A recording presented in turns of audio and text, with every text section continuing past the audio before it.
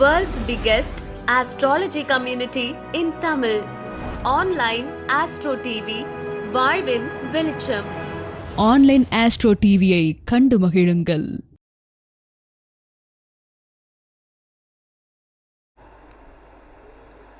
அடுத்ததாக நமது விழாவின் தலைவர் விழாநாயகன் எப்பயுமே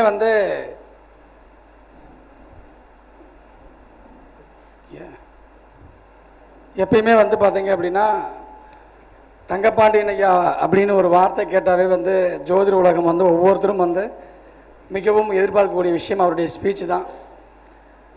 யதார்த்தமாக ரொம்ப எளிமையாக இதுக்கு மேலே ஈஸியாக பலன் சொல்லவே முடியாதுப்பா அப்படின்ற மாதிரி பாமரனுக்கும் புரியக்கூடிய வகையில் அற்புதமாக சொல்லக்கூடிய நபர் அப்படின்னா தமிழகத்தில் தெரிஞ்ச ஒரே பெயர் தங்கப்பாண்டியன் ஐயா தான். ஸோ ஐயாவுடைய பாதையை பின்பற்றி தான் நாங்களாம் பின்னாடி போயிட்டுருக்கோம். அதுதான் யதார்த்தமான உண்மை. ஓகேங்களா? ஐயாவுடைய ஸ்பீச் எங்கே இருந்தாலும் சரி, எவ்வளோ நாளானாலும் சரி, அதை முதல்ல நைட்டு கேட்கல எங்களுக்கு தூக்கம் வராது. இன்றைக்கி ஐயா ஒரு இடத்துல பேசிட்டாரு அப்படின்னா எப்படி இருந்தாலும் எங்களுக்கு தகவல் தெரிஞ்சிடும் இல்லையா? அங்கே மீட்டிங் போயிருக்காரு, இங்கே மீட்டிங் போயிருக்காரு அப்படின்ட்டு. உடனே நாங்கள் நைட்டு 1 மணி ஆனாலும் சரி வேலையை முடிச்சுட்டு ஐயாவுடைய ஸ்பீச்சு கேட்டுட்டு தான் நாங்கள் தூங்குவோம். ஏன் அப்படின்னா நம்ம செய்யாத இந்த மனிதன் எப்படியெல்லாம் ஜோதிடத்தில் எளிமையாக யோசிக்க முடியும் அப்படிங்கிறதுக்கு ஐயா தான் எங்களுக்கு உதாரணம். ஏன்னா ஐயாவை பார்த்து தான் அந்த தன்மையை நாங்களும் கற்றுட்ருக்குறோம். உண்மை அதுதான், யதார்த்தமான உண்மை அதுதான். ஏன்னா ஐயா மாதிரி ஆட்கள்லாம் இன்றைக்கி ஜோதிடத்துறைக்கு வரல அப்படின்னா ஜோதிடம் இன்னும் கீழே தான் இருக்குங்கிறது எங்களுடைய அனுபவம். ஐயா மாதிரி ஆள்கள் அது எங்களை மாதிரி வளரக்கூடிய நபர்களுக்கு இன்னும் ஆதரவு கொடுத்துறதுனால தான் இப்போ நம்ம அடுத்தடுத்த லெவலுக்கு தமிழகத்தில் பொறுத்தவரையிலும் எங்கே மாநாடு நடந்தாலும் எங்கே கருத்தரங்கு நடந்தாலும் சரி ஏற்றத்தாழ்வு பார்க்காம எல்லா இடங்கள்லையும் போயிட்டு சகஜமாக எல்லாரும் நல்லா இருக்கணும்னு நினச்சி தன்னாலான உதவிகளை செய்து மிகப்பெரிய ஒரு ஜோதிட குருவாக இருந்து எல்லாத்துக்கும் வழிநடத்தக்கூடிய அமைப்புள்ள தங்கப்பாண்டியன் ஐயா அவர்கள் முறையாக நமது தலைமையகத்துக்கு வந்திருக்காரு. ஐயாவுடைய அதனால தான் இன்றைக்கி நான் தலைப்பே என்னென்னா ஜோதிடம் எளிமையாக செல்வதற்கு பக்காவான பல டிப்ஸ் அப்படின்னு ஐயாவை கேட்காமையே நான் தலைப்பு போட்டேன். ஐயா அவர்கள் பல டிப்ஸ் தருமாறு அன்புடன் கேட்டுக்கொண்டு இந்த நேரத்தை அவரிடம் ஒப்படைக்கிறேன். நன்றி. உங்கள் எல்லாருக்கும் வணக்கம். இங்கே நம்ம எப்பவும் பேச வந்தாச்சுன்னா எல்லோரும் சைலண்ட்டாக இருக்கணும். நம்ம கேட்குறோமோ இல்லையோ பக்கத்தில் கால டிஸ்டர்ப் பண்ணக்கூடாது. அதனால் எல்லாம் செல்ல சைலண்டில் போட்டுக்கோங்க. தயவு செய்து எது வேலை இருந்தால் வெளியில் பேசிட்டு கூட வாங்க. எல்லாருக்குமே ஒவ்வொருத்தருக்கும் பணி, அது அவங்கவுங்களுக்கு ஒரு டியூட்டின்னு இருக்குது.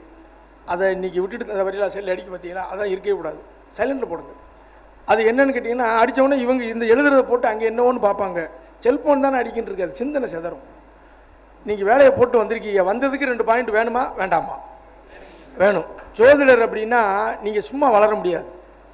இன்றைக்கி யூடியூப் பார்த்தாலும் சரி, ஜோதிட புஸ்தகம் படித்தாலும் சரி, ஜோதிட மீட்டிங் போனாலும் சரி, என்ன பாயிண்ட் சொல்கிறாங்க, என்ன பாயிண்ட், உங்கள் சிந்தனை இங்கே இருக்கணும். ஒரு குறுகிய காலத்தில் ஜோதிடத்துறையில் என்னுடைய வளர்ச்சி இருக்குன்னா என்னுடைய சிந்தனை ஆர்வம் எப்படி இருக்கும்? ஐயா நீங்கள் சொல்லுங்கள். ஐயா என்ன அமைதி ஆகிட்டிய? ஐயா ஒரு குறுகிய காலத்தில் ஜோதிடத்தில் வளரணும்னா அவருடைய ஆர்வம் எப்படி இருக்கும்? ஐயா என்ன அமைதியாக இருக்கீங்க? பேசணும். ஜோசியர் பேசணும். முதல்ல ஜோசியர் பேச்சு முக்கியம்.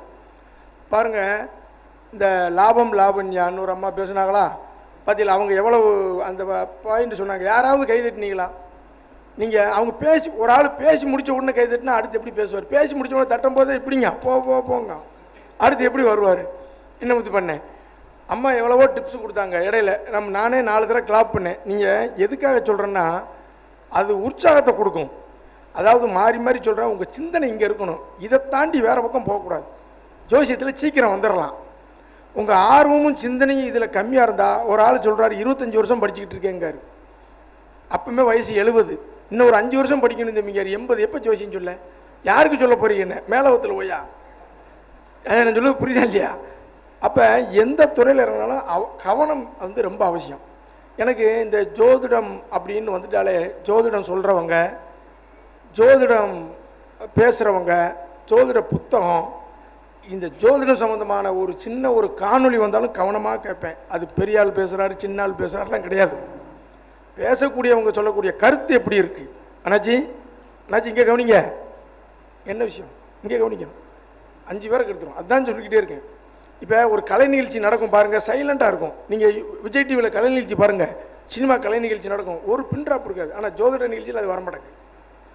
கரெக்டாக நான் சொல்கிறது, கவனம் இருக்கணும். அம்மா இன்னைக்கு சொன்ன பாயிண்ட்டுகள்லாம் பார்த்தீங்களா, குறுமரியாதை எல்லாமே எதுவுமே இல்லை. உண்மையா இல்லையா? உண்மையா இல்லையா?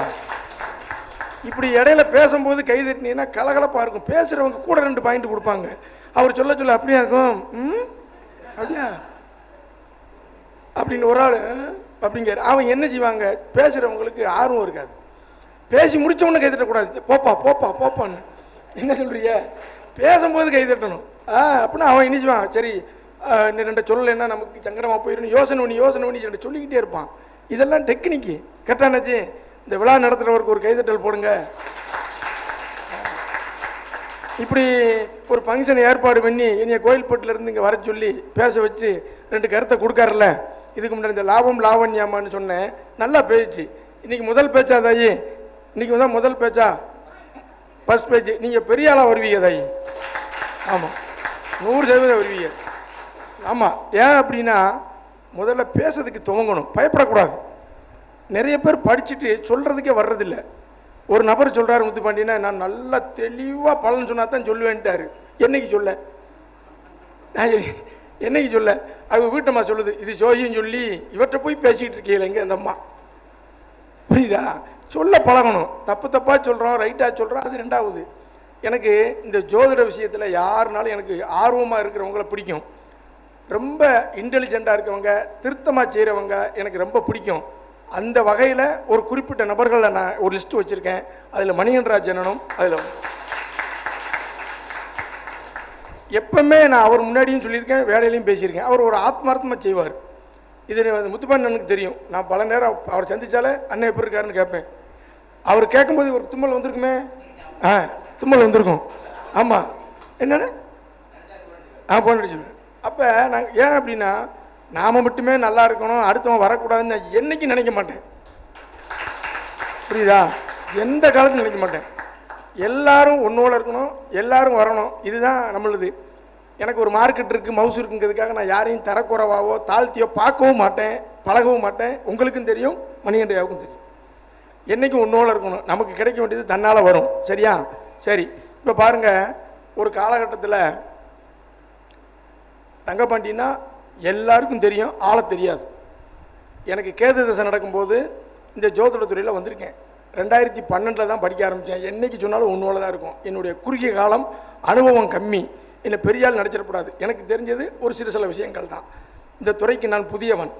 2012 தான் படிக்க ஆரம்பித்தேன். கேது தசை வந்த உடனே 2015 முழுக்க ஜோசியம்னு உள்ளே இறங்கியாச்சு. ஒரு வழி இல்லை, ஜோசியத்தை படித்தாச்சு, இறங்கியாச்சு. அப்போ நல்ல ஒரு நேம், தங்கப்பாண்டியன். ஆனால் ஆள் எப்படி இருப்பார்னு யாருக்கும் தெரியாது. இப்படி இருந்த காலகட்டத்தில் என்னுடைய வீடியோவை, மேடை பேச்சில் என்னுடைய வீடியோவை வெளியே கொண்டு வந்து இதுதான் தங்கப்பாண்டியன் முகத்தை காமிச்ச பெருமை முத்துப்பாண்டியனுக்கும் பூபதியனுக்கும் தான். அதை இன்றைக்கும் என் வீடியோ வந்தால் அதை நான் நினப்பேன். என் வீடியோ வேறு இதில் வந்துச்சுனாலே, பூபதியன் மீட்டிங்கில் ஒரு வீடியோ போட்டேன், அவர் அதை ஒளிபரப்பி நிறைய பேர் பார்க்க வச்சார். மணிகண்டராஜா மீட்டிங், அதுக்கு அடுத்து நானும் மணிகண்டராஜாவும் பேசினேன். ஒரு வீடியோ 2 லட்சம் பேரை பார்க்க வச்சது முத்துப்பாண்டியன். அதை அவர்கிட்ட அடிக்கடி சொல்லுவேன். நானே அந்த வீடியோ பார்ப்பேன். நான் தான் பேசினேன்னா நானே பார்த்துக்கிடுவேன், நானே கைதட்டிக்கிடுவேன். அப்புறம் என்ன பண்ணுறது? ஆமாம், நானே கைதட்டிடுவேன். ஆரம்பத்தில் ஜாதகம் பார்க்கும்போது கஸ்டமர் வந்துருமா, பலன் சொல்லும்போது உடனே நம்ம ஜாதகம் பார்க்க ஆரம்பித்தோடனே எல்லோரும் வந்துடுவாங்களா? ஒரு சிலர் சொல்கிறாங்க, நான் ஆஃபீஸ் போட்ட ஆள் வருமா, நான் ஜோசியம் சொன்னால் பழிக்குமா, இப்படி நினைக்கவே கூடாது. நடக்கும். அம்மா சொன்னாங்கல்ல, பாசிட்டிவ் நடக்கும், ஆள் வரும், அப்படிங்கிற நம்பிக்கை வரணும். நான் ஜாதகம் பார்க்கும்போது எனக்கு என் ஜாதகத்தை நானே பார்த்துக்கிடுவேன். 100 ரூபா எடுத்து நான் பைக்குள்ள வச்சுக்கிடுவேன். ஆமாம், அப்புறம் என்ன பண்ணுறது? இவன் நேரம் ஜாதகம் யாருக்கு பார்த்தி? அப்படி என் வீட்டில் கேட்பா, எனக்கு தான் பார்த்துக்கிட்டேன் மாமே. அப்புறம் என்ன ஒன்று சொல்கிறீங்க? ஏதாவது ஒன்று சொல்லி, ஏன் நம்ம ஜாதகத்தை போடுங்க, ஏன் நம்ம ஜோசியத்துக்கு வந்தோம், ஏன் நமக்கு 30 வயசில் கல்யாணம், ஏன் நமக்கு ஒரு குழந்தை உருவாகி இறந்தது, நம்ம நடந்த விஷயங்களை நம்ம என்ன செய்யணும், நம்ம ஜாதகத்தில் அப்ளை பண்ணுங்க. தன் ஜாதகமே தனக்கு உதவி. சரியா? என்றைக்குமே என்னுடைய பாலிசி அது. வழக்கம் போல் இன்றைக்கி உங்களுக்கு சில பாயிண்ட்டுகள்லாம் தர்றேன். ஓகேவா? நல்லா பார்த்துக்கோங்க. வழக்கம் போல் குரு மரியாதை அப்படின்னு என்றைக்குமே குரு மரியாதை சொல்லிட்டு தான் பேசுவேன். தெரியுமா உங்களுக்கு? அம்மா என்ன சொன்னாங்க? அது இல்லாமல் 100% உண்மை. நிறைய பேருக்கு ஏன்னா 5ஆம் வகுப்பு சொல்லிக் கொடுக்குற ஆசிரியர் இன்றைக்கி வரைக்கும் அந்த 5ஆவது வகுப்புலேயே இருக்கார். ஹெட் மாஸ்டராக இருப்பார். ஆனால் அந்த பில்டிங் விட்டு எங்கே செய்ய மாட்டார். ஸ்கூல் வேணால் மாறும், ஆனால் அவர் என்னது 5ஆவது வாத்தியார் தான். ஆனால் அவன்கிட்ட படித்தவன் கலெக்டராக இருப்பான். உண்மையா இல்லையா? உண்மையா இல்லையா? என்றைக்குமே பேச மறக்கக்கூடாது. எனக்கு ஜாதகம் தேதி டைம் போட்டு கட்டம் போட்டவுடனே அடிப்படை வாத்தியார் யாவும் வந்துடும். ஐயா, அடிப்படை வாத்தியார் யாவும் வந்துடும். இந்த தேதி கட்டம் போட்டவுடனே பேசிக் சொல்லி கொடுத்த கௌரி சங்கர் சாரும் என் குருநாதர் சென்னியப்பன் சாரும் நான் நினப்பேன், சென்னியப்பனையா இந்த மீட்டிங்கும் பார்த்துக்கிட்டு இருப்பார். ஒரு சின்னமாக ஓவராக பேசிட்டோம்னா ஈவினிங் ஃபோன் போட்டு அப்படி பேசாத இப்படி பேசும்பார். என்னை கண்ட்ரோல் பண்ணிக்கிட்டே இருப்பார். ஆணவம் மட்டும் வந்துடக்கூடாது, சோசியத்தில் நிறைய தெரிஞ்சுக்கிட வேண்டியிருக்கு, நீ இந்த துறைக்கு புதுசு, நீ கற்றுக்கிட்டது 1% தான், அவசரப்படாதுன்னு இன்றைக்கி என்ன சொல்லிக்கிட்டே இருப்பார். அது உண்மை.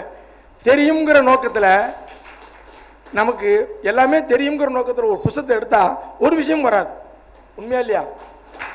ஆமாம், தெரிஞ்சுக்கணுங்கிற நோக்கத்தில் எடுங்க, வந்துக்கிட்டே இருக்கும். ஜாதகத்தை தொட்டு கும்பிட்டு தான் ஆரம்பிப்பேன். ஒரு கார் பிடிச்சி வாடகைக்கு வரேன்னா அந்த காரில் ஏறி உட்காந்தவுடனே அந்த காரை வணங்கிட்டு தான் உட்காருவேன். இந்த உட்கார்ற சீட்டை வணங்கிட்டு உட்காருங்க. எதையும் மதித்து செய்யுங்க, அது உங்களுக்கு தெய்வம் போல இருக்கும். சரியா சொல்கிறது? எதையும் மதித்து செய்யுங்க, அதனுடைய வளர்ச்சியே வேறு. நான் அந்த கட்டம் போட்டவுடனே அந்த 2 குருநாதர் நினப்பேன். ஏன்னா ஒவ்வொரு வட்டமும் அந்த அடிப்படையை 27 நட்சத்திரத்தை நமக்கு மண்டைக்குள்ளே ஏற்றும் போது என்ன பாடுபட்டுருப்பாங்க. வேகமாக சொல்லுவேன், அந்த மூல நட்சத்திரத்தில் நின்று வண்டி கரெக்டாக நின்றும். அதுக்கப்புறம் மூளை மட்டும் மெல்ல அப்படி திரும்ப காப்பி அடித்த பழக்கம் அப்படியே தூக்குறது. புரியுதா இல்லையா? அந்த வேகமாக ஒரு அஸ்வினி பரணி காத்தி எல்லாரும் வேகமாக சொல்லும் போது 2 நட்சத்திரத்தை விட்டுறது. புரியுதா சொல்கிறது? இன்னும் அதுக்குள்ளேயும் முடிச்சுட்டேன் பாரு வாத்தியார். அப்புறம் வீட்டில் உட்காந்து கற்றுக்கோ, இப்படி வருவேன். சரி, அடிப்படையை படித்து முடித்தோடனே பலன் சொல்கிறதுல திணறல். அந்த பலன் சொல்கிறதுல திணறல் இல்லாமல் 2 பாயிண்ட் சொன்னது ஜிகே ஐயா, திருப்பூர் ஜிகே ஐயா படித்த உடனே அந்த தைரியம் வந்துருச்சு. வந்தவுடனே 2 பாயிண்ட் அடி. அதுக்கு அந்த ஆசீர்வாதம் அங்கே. சிலருக்கு பாருங்க நாச்சி, கட்டத்துக்கு ஒத்த கிரகமாக இருக்கும், பலன் ஈஸியாக இருக்கும். 2 கிரகம் சேர்ந்துருக்கும், சூப்பராக இருக்கும், அப்படியே ஜம்முன்னு இருப்போம். சாயங்காலம் 4 மணிக்கு ஒரு ஆள் ஜாதகம் கொண்டு வர 5 கிரகம் சேர்ந்துருக்கும். என்னையா இவர் இன்னைக்கு நினச்சி நாளைக்கு வரையலாம்? இல்லை நினச்சி எனக்கு வேலை இருக்குது. ஆமாம், இல்லை 5 ஒரே வீட்டில் உட்காந்துருக்கேன். இவங்க ஒரே வீட்டில் 5 பேர் உட்காந்துக்கிடுவாங்க. இவ்வளோ இடம் 4 கட்டம் சும்மா கிடக்க, அங்கிட்டு போகலாம்ல. இல்லை இங்கே உட்காந்து எப்படி சொல்ல, 4 கூட 3ல் இருக்கான், 5 கூட இருக்கும், 8 கூட, என்ன சொல்ல ஒரே இருக்கும். அதுக்கப்புறம் Gemini school of astrology காளிமுத்தண்ணன், Selvannan, கோபாலன்னு 3 பேர் நடத்துவாங்க. அவங்ககிட்ட போய் தொடர்ந்து படித்தேன். இப்போ கிரக சேர்க்கை எடுத்து பலன் சொல்கிற விதமே வேற. எத்தனை கிரகனாலும் வா, எத்தனை கிரகனாலும் வா, ஒரு வீட்டில் உட்காரு, 4 வீட்டில் உட்காரு, நீங்கள் பாருங்கள், இடிச்சுக்கோங்க, சண்டை போட்டுக்கோங்க, என்ன வேணாலும் செய், வாயா நீ அப்படிங்கிற தைரியத்தை கொடுத்தது அங்கே. இவ்வளோ வரும்போது மறுபடியும் என்ன செய்வாங்க? வந்தவொடனே சோசியத்தில் நீங்கள் தெரிய பிரச்சனை வந்துக்கிட்டே இருக்கும். முத்துப்பாண்ணே இதெல்லாம் செஞ்சவொடனே ஒரு ஆள் 4 ஜாதகத்தை கொண்டு வந்து எந்த ஜாதகத்தை பொறுத்தலாம் பாருங்கன்னாரு. இது எந்த ஜாதகம் பெஸ்ட்டுனாரு. நான் ஒரு ஜாதகம் இது சூப்பராக இருக்குண்ணே, எதை வச்சு சொல்கிறீங்கன்னாரு. அதுக்கு இல்லாமல் இருக்குது, அது அப்போ தான் பிரிண்ட் அவுட்டு வந்தது அப்படின்னு. அதை பார்க்காத, கிரகத்தை பார்த்து சொல்லு.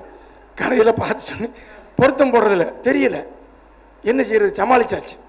என் குருநாதர் சொன்னோன்னு தான் பட்டாபிராமன் சார், நம்ம இளங்கோவன் சார், கோட்டையூர் சுப்பிரமணிய ஐயா, கோட்டையூர் சுப்பிரமணிய ஐயாட்ட போய் திருமணம் பொருத்தம் படித்த உடனே எனக்கு அந்த அச்சமே போயிடுச்சு. என்னுடைய குருநாதரில் மறக்க முடியாத ஒரு குருநாதர் அவரும் தான். சரி, இது வந்துருச்சு. ஒரு ஆள் வந்தார், வர்க்க சக்கரத்தை பற்றி கேட்காரு. உடனே சக்தி சார் திதியை பற்றி கேட்காரு. நம்ம இவர் நம்ம ஜெயம் சார் இப்படி என்னுடைய அறிவை இந்த ஆசிரியர்கிட்ட போய் தான் நான் தேடித்தான் அடைய முடியும். இன்றைக்கி இந்த ரெக்கில் நான் குறுகிய காலத்தில் பேசுகிறேன்னா இந்த ஆசிரியர்களுடைய ஆசீர்வாதமும் அவங்களுக்கு தான் எல்லாமே. அவங்க இல்லாமல் தங்கப்பாண்டியன் இல்லை. ஏன் இதை சொல்கிறோம்னா, நான் எப்படி வந்தேன், இவர் எங்கே படித்தார், இவர் படித்த இடத்துல படிக்கணும்னு நினச்சா இந்த ஆசிரியர்கள்ட்ட நீங்களும் போய் படிங்க, அவங்க அறிவை வளர்த்துக்கங்க. சரியா? அப்படின்னு சொல்லி இப்போ நம்ம சப்ஜெக்ட்டுக்கு வந்துடலாமா? போகலாமா? ரெடியா? சாப்பிட்டு வரலாமா பேசலாமா? பேசலாமா? 4 பேர் தான் சொல்லியிருக்கீங்க. அப்படி சொல்லுங்கள். 5 பேர் மட்டும் சொல்லுங்க. ஒரு ஆள் சாப்பிட்டு சொல்லணும் அப்படின்னா எப்படி என்ன சொல்கிறீங்க? ரைட். இப்போ நல்லா கவனிச்சுங்க. ஒரு ஜாதகம் வந்து எழுதும் பொழுது நல்லா பாருங்கள், கிரக ஆர்டர் படி எழுதணும். மணிகண்டையாட்ட ஒரு சாஃப்ட்வேர் அறிமுகப்படுத்தினார்.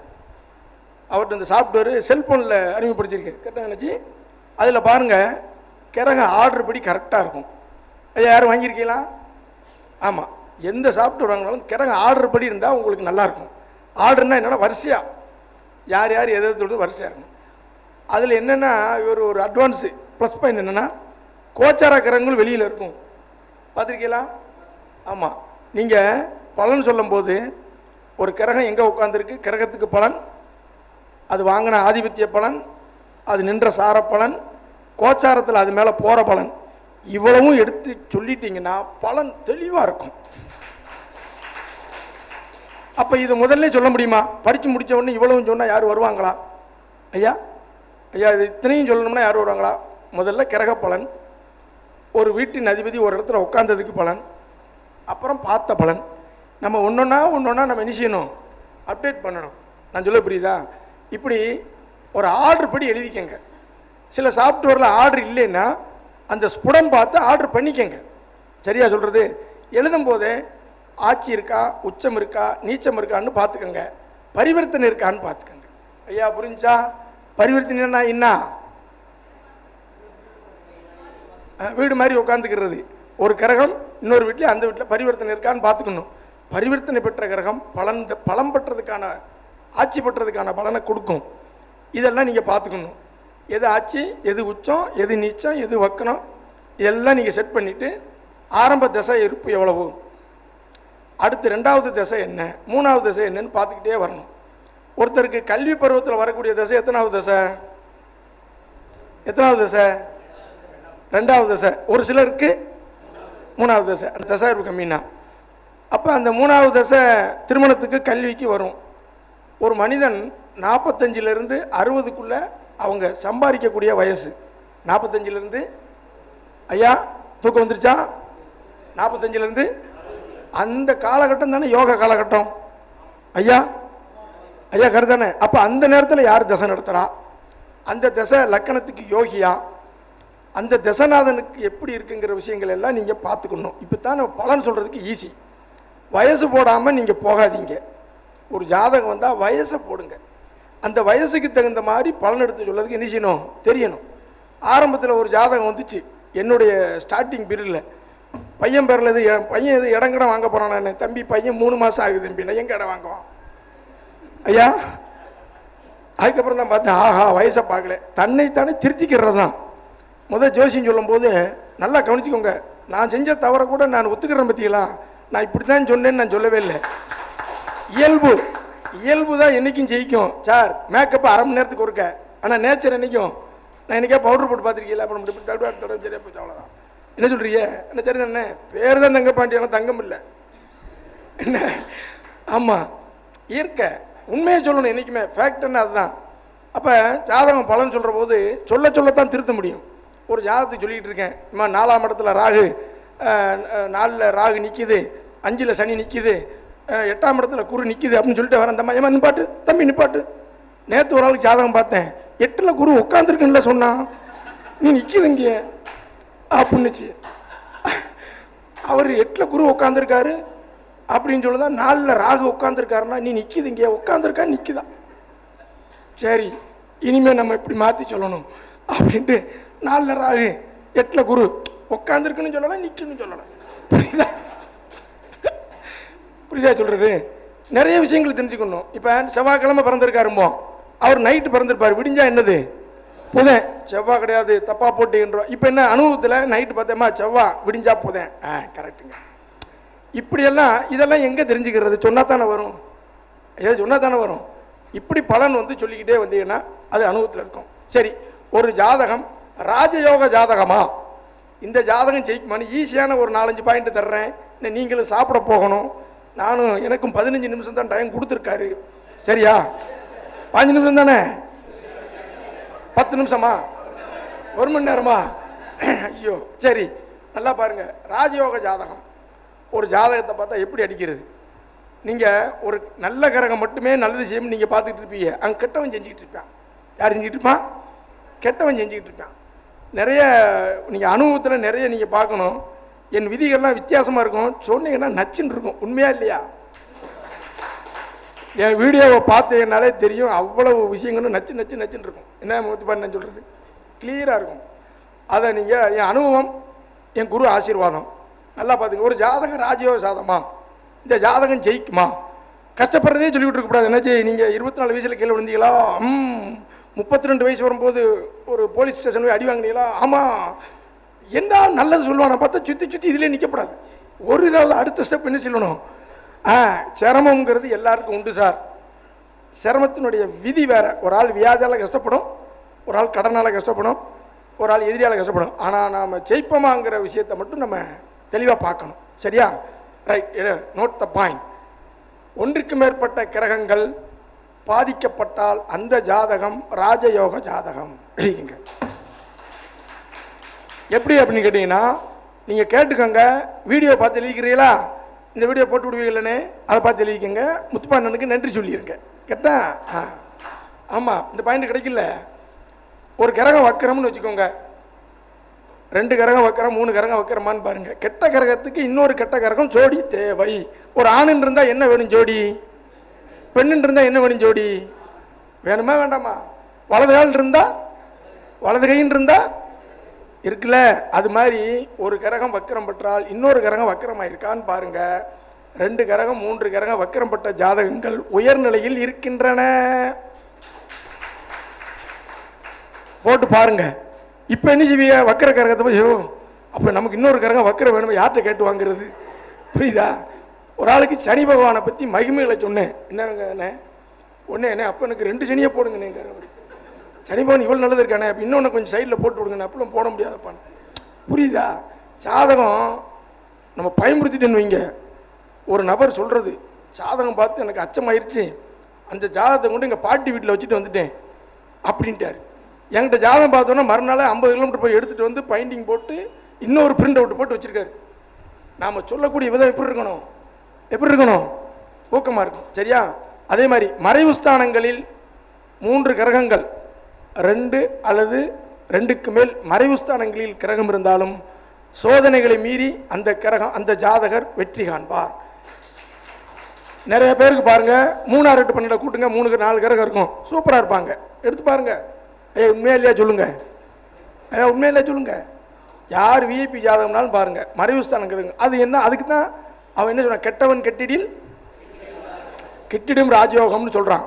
நல்லா பார்த்துக்கோங்க. நீச்சம் பெற்ற கிரகம், 1க்கு மேற்பட்ட கிரகங்கள் நீச்சம் பெற்றாலும் ராஜயோகத்தை அடையும்.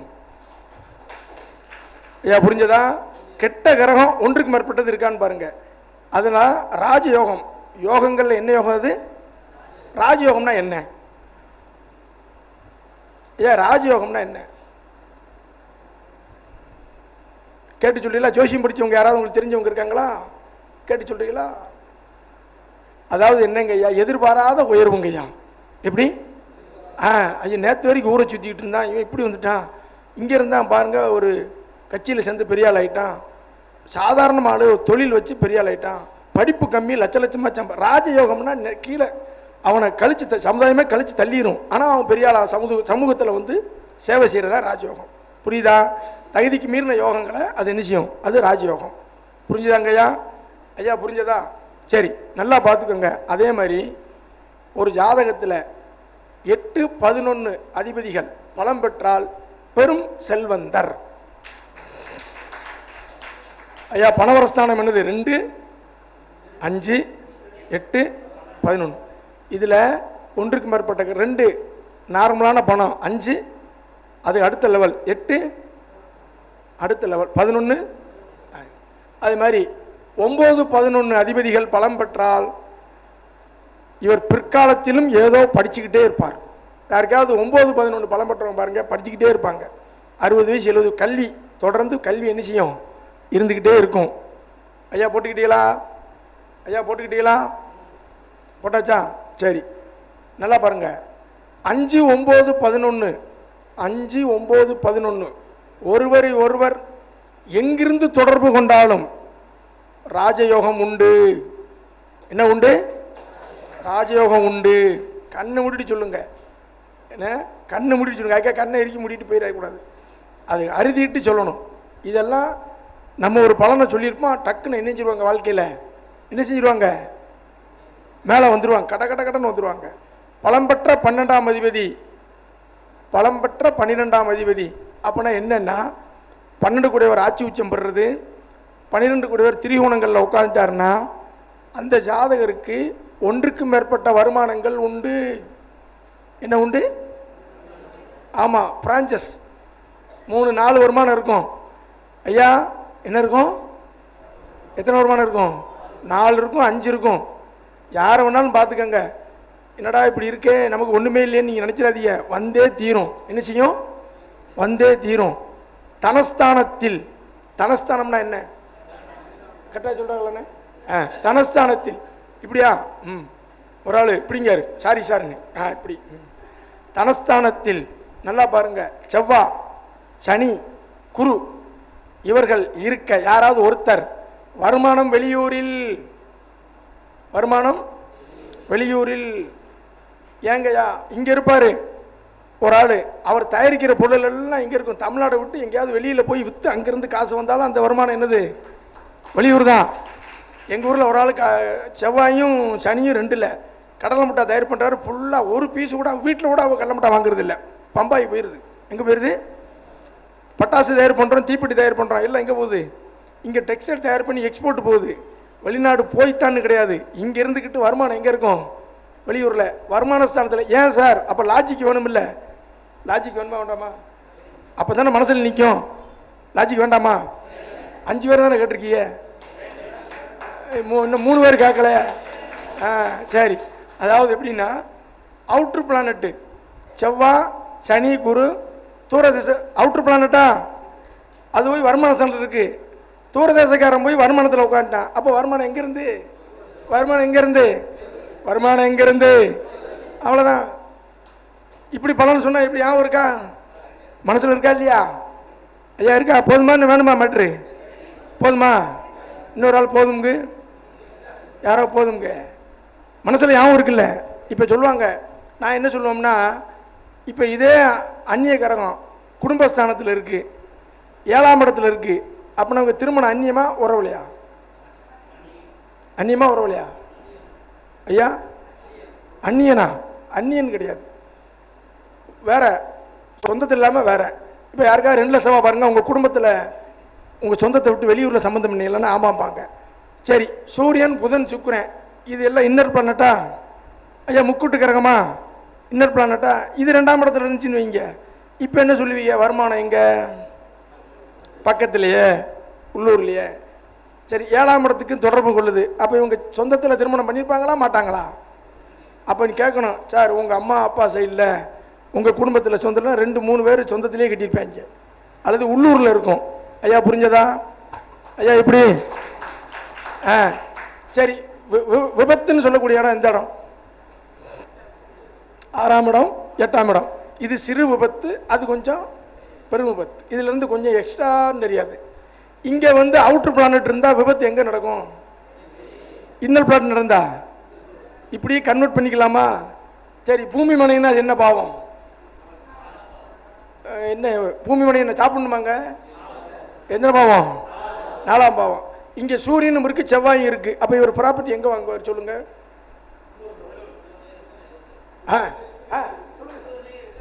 உள்ளூரில் ஒன்றும். இது எப்படி இருக்கு? உள்ளூர்லங்கிறதுக்கு என்ன கிரகம்? வெளியூர்லங்கிறதுக்கு இவ்வளோதானே. ஒரு கிரகத்துக்கு 2 நீங்கள் கேட்டுருவீங்க. சரி, ஒரு உள்ள பிளான்ட்டு ஒரு அவுட்ரு பிளான்ட் இருக்குது, இப்படி பலன்னு சொல்கிறது அப்படின்னு அதுக்காக ஒரு விட்டு ஓடிடக்கூடாது. என்னன்னு யோசிக்கணும். என்ன சொல்கிறது? ஒன்று உள்ளூரில், ஒன்று வெளியூரில். என்னடா எப்படி போட்டாலும் 4-6 அடிக்கானே அப்படிங்கணும். என்ன ஐயா சரிதானே சொல்கிறது? ஐயா புரிஞ்சதா? ஐயா எப்படி இருக்கு? இப்படி பலனை வந்து நீங்கள் சொல்லிட்டே வரணும். சரி, இப்போ தசாபுத்தி பலன். எல்லாருக்கும் ஒரு தசை ஒரு புத்தி நடக்குமா இல்லையா? யாருக்கு அப்படி இல்லாமல் இருக்கா? ஏதாவது ஒரு தசை நடக்கும்ல, யாருக்கு நடக்குமா இல்லையா? ஆமான்னு சொல்லுங்க. என்கிட்ட பேசுகிற பிள்ளைகளுக்கெல்லாம் பரிசு, பேசினவங்களுக்கு மதியம் சாப்பாடு, பேசினாதவங்களுக்கு இங்கே வரணும். சரியா? இப்போ ஒரு கேள்வி கேட்காங்க, ஐயா நான் ஒரு அக்ரிமெண்ட்டில் கையெழுத்து போடணும், போடலாமா? கையெழுத்துனா என்ன பாவம்?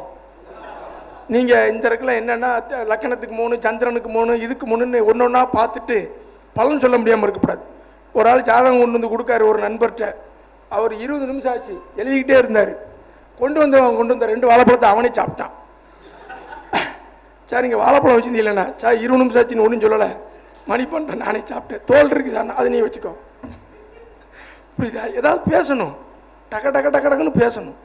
அந்த புத்திநாதனுக்கு தசநாதனுக்கு 3ஆம் இடத்தை பார்க்கணும். அது தனது புத்தி இல்லை. புத்தி மாறிடுச்சுன்னா எதுக்கு வரணும்? அந்த புத்திக்கு 3 கூடையவன் நல்லா இருக்கானா, லக்கணப்படி மறையாமல் இருக்கானான்னு பாருங்க. ஐயா புரிஞ்சதா? ஐயா புரிஞ்சதா? புத்திநாதனுக்கு 3ஆம் இடத்து அதிபதி நல்லா இருக்காரா? நல்லா இருக்காரு. லக்கணப்படி அவர் எப்படி இருக்கார்? 8, 12 போயிடக்கூடாது. அப்படி இருந்தால் கையெழுத்து போட வேண்டாம், படித்து பார்த்து போடுன்னு சொல்லணும். ஐயா புரிஞ்சதா? இப்போ திருமணத்துக்கு கேட்காங்க, இப்போ பார்க்கலாமான்னு. புத்திநாதனுக்கு 7 கூடையவன், ஒரு ஏதோ ஒரு சனி தசையில் ஒரு குரு புத்தி, அந்த குரு புத்தினா குருவுக்கு 7 கூடையவன். லக்கணப்படி 6, 8, 12 போனால் கவனமாக தான் நடத்தணும். அந்த புத்திநாதனுக்கு 7 கூடையவன் பரிவர்த்தனை பண்ணால் கன்ஃபார்மாக பேசி நல்லா கன்ஃபார்ம் பண்ணிட்டு செய்யுங்கன்னு சொல்லணும். யாருக்கு திருமணம் சரியில்லையோ பாருங்கள், அந்த புத்திக்கு 7 கூடையவன் லக்கணப்படி கெட்டிருக்கும். ஐயா புரிஞ்சதா? அவ்வளோதான். ஐயா இந்த புத்தி வரைக்கும் பேசாமல் இரு, அடுத்த புத்தி வந்தால் செய்யுங்கணும். அவனுக்கு புத்தி சரியாக இருந்தால் தான் நம்ம சொல்ல ஓடும். நம்ம புத்தியும் எடுத்து சொல்றதுக்கு நமக்கும் புத்தி வேலை செய்யணும். அதனால தான் திசை என்ன சொன்னா, திசைன்னா புத்தி என்ன சொன்னா, புத்தின்னா. ஐயா கரெக்டாக நான் சொல்கிறது, அந்த காலத்திலேயே ஒருத்தர் ரொம்ப சேட்டை பண்ணான்னா என்ன கிரகசாரம் ஓய்யா, அவன் ஒன்றுமே வசப்பட மாட்டேங்க. சொல்லுவாங்களா இல்லையா? சொல்லுவாங்கள்ல, என்ன கிரகமாக அவனை பாடா படுத்துது, என்ன கிரகசாரமாம்மா. இன்னொரு ஆள் சொல்லுவார், நானும் கரணை அடித்து பார்க்க ஒன்றுமே நடக்கலாம்ப்பா. அவர் என்ன சொல்லுவார், நானும் கரணை அடித்து பார்க்க ஒன்றுமே நடக்கலாம். ஒரு ஆள் என் வாழ்க்கையே அந்தரத்தில் சொல்லுது தொங்குதுங்கார். என் வாழ்க்கையை என்ன நம்ம சோதிடம் எப்படியெல்லாம் உள்ள உலா வந்துக்கிட்டு இருக்கு பார்த்தீங்களா? சோதனை இயல்பாகவே எப்படி இருக்குது? அப்படிலாம் இருக்குது. அதெல்லாம் தெரிஞ்சுக்கணும். அப்போ அவுட்டர் பிளானட் இன்னர் பிளானட்னா என்ன? ஒரு தசநாதனுக்கு அந்த கேள்விக்கு நீங்கள் பார்க்க தெரியணும். ஐயா புரிஞ்சதா?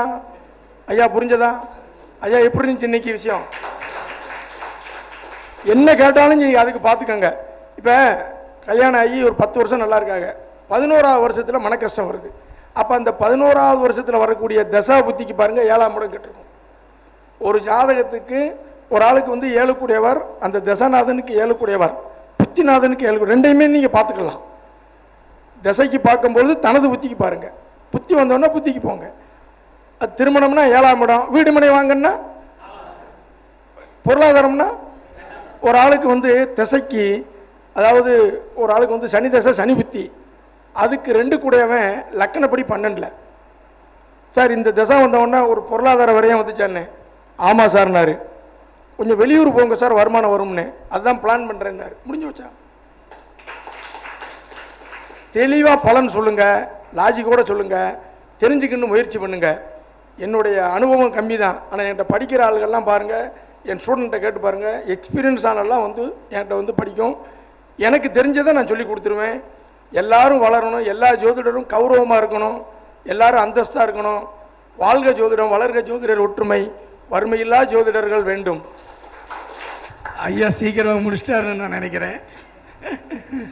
ஸோ மிக அற்புதம். ஐயா சொன்ன அனைத்து பலன்களும் வந்து பார்த்தீங்க அப்படின்னா என்னுடைய ஜாதகத்திலே நிறைய இருக்குது. ஓகேங்களா? ஆரம்பத்தில் முதல்ல +2 படிக்கும்போது எங்கள் அம்மா என்ன சொல்ல கேள்வி கேட்டாங்கன்னா, நாளைக்கு என்ன பண்ணுவாங்கன்னு கேட்கும்போது ஆசிரியராக மாறுவதுக்கான ஆசிரியர் படிப்பார் அப்படின்ற விஷயத்த சொல்லிட்டாங்க. வேலை கிடைக்குன்னு சொல்லலை, படிப்பார்னு சொல்லிட்டாங்க. வருமானத்துக்கு மடி போகும்போது இவருக்கு பையனுக்கு வெளியில் தான் வருமானம்ட்டாங்க. எனக்கு எதுவும் தெரியாது, வெளியில் போகவும் தெரியாது. சென்னைக்கு போய்ட்டு திரும்பி வந்துட்டேன், படித்து முடிச்சுட்டு. தனியாக இருந்து பழக்கம் இல்லை, எந்த இதுவும் தெரியாதுன்றதுனால. அதுக்கு பிறகு நான் பண்ணது வந்து எக்ஸ்போர்ட் பண்ணேன். வெளிநாடு சார்ந்த ஒரு தொழிலை வந்து எடுத்து பண்ணேன். அதில் நல்லா லாபகரமாக இருந்துச்சு. அதன் பிறகு தான் ஜோதிடத்தின் மேல் இருக்கக்கூடிய ஆர்வத்தில் நம்ம வந்தோம். இன்றைக்கி நம்மக்கிட்ட எங்கே மாணவர்கள் இருக்காங்க? படிக்கிற மாணவர்கள் எல்லாருமே வெளியூர் வெளிநாடு தான். வருமானம் வர்றது எல்லாமே என்னதுங்க? ஆன்லைன் வருமானம் தான் இல்லையா? லோக்கலில் இருக்கக்கூட லோக்கலில் வந்து பார்த்திங்கன்னா ஒரு 200 பேர்த்துக்கு தெரியும் அப்படின்னா வெளிநாட்டில் இருக்கக்கூடிய மாணவர்கள் வெளியூரில் இருக்க மாணவர்கள் என்னதுங்க நிறையா தெரியும். அப்போ ரூல் வந்து எப்படி அடாப்ட் பண்ணுறதுங்கிறது தான் விதி. ஸோ நம்ம ஜோதிடம் பார்க்கும்போது அதை சொல்லியிருப்பாங்க, ஏன் சொன்னாங்க எதுக்கு சொன்னாங்கன்னு நமக்கு தெரியாது. ஸோ ஐயா மாதிரி இருக்கக்கூடிய நபர்கள் மேலும் மேலும் என்ன பண்ணுறாங்க, நம்மளுடைய ஆர்வத்தை தூண்டிகிட்டே இருக்கிறதுனால தான் நம்ம என்ன பண்ணுறோம், ஒவ்வொரு விஷயத்தையும் ஆய்வுகள் பண்ணிகிட்டே இருக்கிறோம். இதுதான் உண்மை, யதார்த்தமான ஒரு விஷயம். 5, 9 பற்றி சொன்னார் ஓகேங்களா. 5, 9, 11 யார் தொடர்பு இருந்தால் அவங்களுக்கு என்ன பண்ணுவாங்க, ராஜயோகம்னாரு. அதுவும் வந்து என்னதுங்க, ஐயா சொல்லும்போது என்னோடய ஜாதகத்தை டக்குன்னு நமக்கு என்ன தெரியும், ஐயா நான் கொடுத்துருக்க ஜாதகத்தை 5, 9, 11 தொடர்புகள் இருக்குது.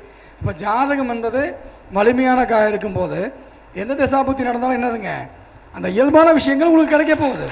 அதுதான் நம்முடைய கொடுப்பனை ஓகேங்களா. அதனால் இந்த மாதிரியான விஷயங்களை நம்மளும் ஆய்வுகள் பண்ணணும். ஐயா வந்து ஒரு தூண்டி விளக்கு மாதிரி உங்களை தூண்டி விட்டுட்டு இருக்காரு, அவ்வளோதான். நம்மளும் என்ன பண்ணணும், நம்மளான ஆய்வுகளை வந்து என்ன பண்ணணும், தொடர்ந்து பண்ணிக்கிட்டு ஐயாவுடைய பாதையில் ஐயா பாரு எவ்வளோ வளர்ந்தாலும் இன்னும் சிம்பிளாக இருக்கார். அதுதான் பெரிய விஷயம். வளரும்போது குருமார்களையும் மறக்காமல், அதே போல் அந்த எளிமையும் மாறாமல், ரொம்ப எப்பயுமே இருக்கக்கூடிய விஷயங்கள் வந்து பார்த்திங்கன்னா எங்களுக்கெல்லாம் மிகப்பெரிய ஒரு வியப்பை தான் கொடுத்துட்ருக்குது. ஸோ ஐயா அவர்கள் எங்கள் இடத்துக்கு வந்து இவ்வளோ தூரம் வந்து பேசி கொடுத்து பயங்கர ஷெட்யூல்டு, ஐயா வரும்போது ஷெட்யூல்டு சொல்லிகிட்டு இருந்தார், இப்போ என்னென்ன எங்கேயாலும் போகணும் அப்படின்ட்டு. ஸோ ஷெட்யூல்டு நம்ம கூப்பிட்ட மரியாதைக்காக இங்கே வந்து சிறப்பாக எங்களுக்கு உரையை நிகழ்த்திய ஐயா அவர்களுக்கு தர்மசாஸ்திரா ஜோதிட வித்யாலயம் சார்பாக முத்துமணி ஐயா வாங்க பொன்னாடை போற்றி சிறப்பு கௌரவம் செலுத்துகிறோம். அனைவரும் உற்சாகப்படுத்துமாறு அன்புடன் கேட்டுக்கொள்கிறேன். கோயில்பட்டி முத்துப்பாண்டி ஐயா, கோயில்பட்டி தங்கப்பாண்டி ஐயாவுக்கு பொன்னாடை. ஐயா பேசுனது உண்மையிலே நீங்கள் எல்லாரும் கரெக்டாக அவர் நீங்கள் படிச்சிங்களான்றதை விட அவர் பேசுனதை கரெக்டாக உள்வாங்கினாலே நீங்கள் நிறைய சக்ஸஸ்ஃபுல்லாக வரவங்களை திருப்திப்படுத்தி அனுப்பலாம் இல்லைங்களா. ஏன்னா அம்மா வந்து ஜாதகம் படித்ததில்லை, ஆனால் அந்த நுணுக்கங்கள் என்னன்றது பல வருஷமாக இந்த ஃபீல்டில் இருக்கிறோம், நமக்கு தெரியாமல் இருக்காது இல்லையா. அவ்வளோ அருமையாக சொன்னார். இவர் சொல்லும்போது நான் என்னுடைய குருநாதராக தான் நினச்சிட்டு இருந்தேன். அவர் அதே மாதிரி பேசுவார். அவர் ஜீவசமாதி ஆயிட்டார். அந்த மாதிரி அந்த நுணுக்கங்கள் குருமார்கள், அதுவும் என் குரு சொல்வார், குருக்காக ஒரு விளக்கேற்றி அந்த விளக்கை பார்க்கும்போதெல்லாம் எனக்கு வித்தை கற்றுக் கொடுத்த குரு அப்படின்ற நினைவு வரும். அந்த மாதிரி ஏற்றி வச்சு நீங்கள் குருமார்களை வணங்கினா உங்களுக்கு வித்தை தானாக வரும். தொட்டு கொடுக்க குரு தேடி வருவாங்க. நீங்கள் தேடி கிடைக்காத குருமார்கள் உங்களை தேடி வருவாங்க. அப்படி தான் வந்திருக்கிறாரு இன்றைக்கி உங்களுக்கு. உண்மை அது. ஏன்னா ஒரு ஆசான் மூலயமா ஒரு வித்தை நம்மளுக்கு கிடைக்குதுன்னா சாதாரணமான விஷயம் இல்லை. ஒரு கணபதி மந்திரம் கிடைக்கிறதுக்கு நான் பட்ட பாடு என்னன்னு எனக்கு தான் தெரியும். 100க்கு மேற்பட்ட சாமியார்களை பார்த்தேன். ஏன்னா தீட்சை கொடுக்குற சாமியார் வேணும் எனக்கு, தொட்டு கொடுக்குற சாமியார் வேண்டாம், தீட்சை கொடுக்குற சாமியார் வேணும்னு. ஆனால் பார்க்குறவங்களாம் எனக்கு மனசுக்கு அவங்க சாமியாராகவே என் படல. காவிய உடுத்துறவையெல்லாம் சாமியாருன்னு சொல்ல முடியாது. பேண்ட் ஷர்ட்டு போட்டிருக்கிறவன் எல்லாம் வித்தக்கார இல்லைன்னு சொல்ல முடியாது இல்லையா. பேண்ட் உடுத்தின ஒருத்தன் இன்றைக்கி மகா சித்தனாகவும் இருக்கான். இன்றைக்கி தெருவில் போகிற யாரோ பைத்தியக்காரன்னு நினைக்கிற ஒரு மகா சித்தனாகவும் இருக்கான். அந்த வகையில் ஐயா உண்மையிலே பெரிய நிலைக்கு போவார். அவருடைய முக லட்சணம் பிரம்மாண்டமாக இருக்குது. அவரால் 8000 மக்கள் இன்புற்று வாழ்வாங்க. ஸோ அவர் முகம் வந்து ஏதோ ஒரு பெரிய இந்த சித்த நிலையில் இருக்கக்கூடிய ஒருவரை பார்க்குற மாதிரி தான் என் மனசுக்கு தோணுது. அவர் நிலை வாழ்க, அவருடைய ஆன்மா என்றைக்கும் ஆனந்தமாக இருக்க அம்மா நவசக்தியிடம் பிரார்த்தனை வச்சுக்கிறேன். எல்லாரும் குருவை வணங்க மறந்துடாதீங்க. வணக்கம்.